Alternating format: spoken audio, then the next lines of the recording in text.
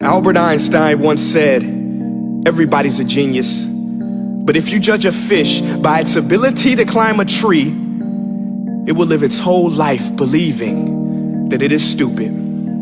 Ladies and gentlemen of the jury, today on trial we have modern day schooling. Glad you could come. Not only does he make fish climb trees, but also makes them climb down and do a 10-mile run. Tell me, school, are you proud of the things you've done?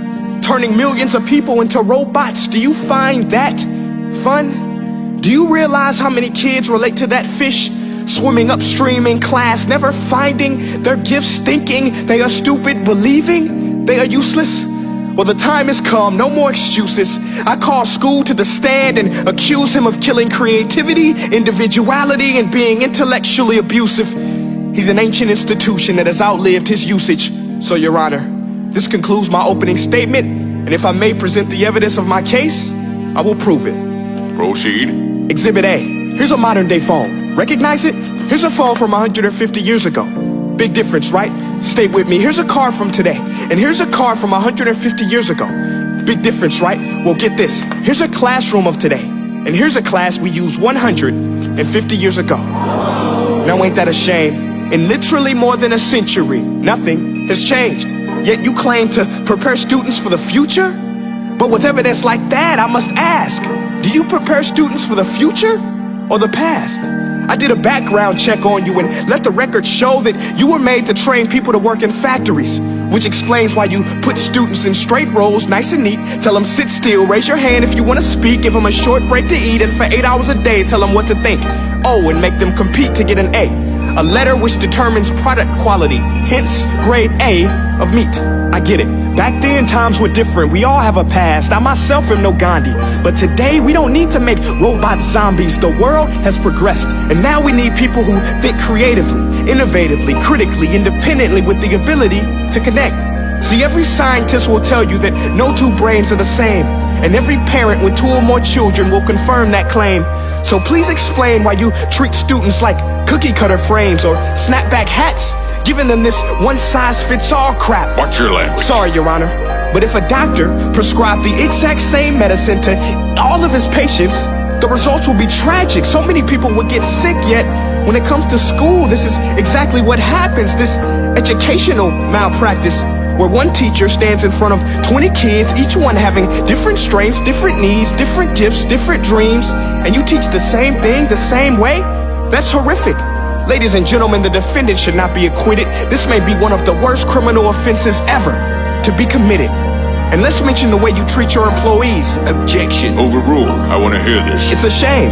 I mean, teachers have the most important job on the planet, yet they're underpaid? No wonder so many students are short-changed. Let's be honest, teachers should earn just as much as doctors, because a doctor can do heart surgery and save the life of a kid, but a great teacher can reach the heart of that kid and allow him to truly live. See, teachers are heroes that often get blamed, but they're not the problem. They work in a system without many options or rights. Curriculums are created by policymakers, most of which have never taught a day in their life. Just obsessed with standardized tests. They think bubbling in a multiple choice question will determine success. That's outlandish. In fact, these tests are too cruel to be used and should be abandoned, but don't take my word for it. Take Frederick J. Kelly, the man who invented standardized testing, who said, and I quote, "These tests are too cruel to be used and should be abandoned." Ladies and gentlemen of the jury, if we continue down this road, the results will be lethal. I don't have much faith in school, but I do have faith in people. And if we can customize healthcare, cars, and Facebook pages, then it is our duty to do the same for education, to upgrade it, change it, do away with school spirit, because that's useless. Unless we're working to bring the spirit out of each and every student, that should be our task.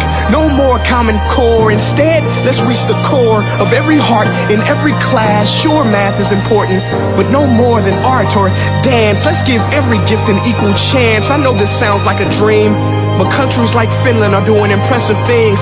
They have shorter school days, teachers make a decent wage, homework is non-existent, and they focus on collaboration instead of competition. But here's the kicker, boys and girls. Their educational system outperforms every other country in the world.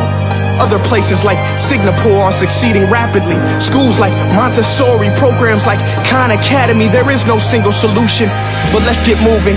Because while students may be 20% of our population, they are 100% of our future.